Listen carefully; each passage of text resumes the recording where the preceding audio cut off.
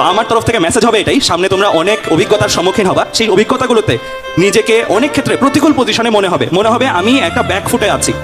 তখন নিজেকে এই বুঝটা দিবা, এই জিনিসটা বোঝাবা যে হতে পারতো আমি যেভাবে ভাবতেছি, যেভাবে হলে ভালো হতো, সেভাবে গেলে আমার লাইফে এরকম একটা ঘটনা ঘটতো যেটা এখনের চেয়েও খারাপ। তো মানুষ তো আসলে মানুষের প্রেজেন্টটা ইন্টেনশনটাকে ডিসাইড করতে পারে, ফিউচারটা ডিসাইড করতে পারে না, রাইট? মানুষের ফিউচারটা আসলে ডিসাইডেড হয় কিভাবে?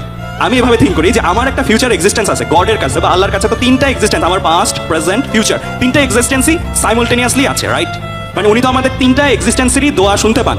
হতে পারে আমার ভবিষ্যৎ সেলফটাই, ভবিষ্যৎ সত্তাটাই চাচ্ছে আজকের জীবনে আমার এটা করবে, আজকে আমার পা ভেঙে জায়গাটা আমার ভবিষ্যৎ সত্তাটাই হয়তো চাচ্ছে, কারণ এটার মাধ্যমে আমি হয়তো এমন একটা জায়গায় যেতাম না যে জায়গাটা খারাপ ছিল, আমি হয়তো এমন একটা কিছু করতাম না যেটা আমার জন্য খারাপ হতো।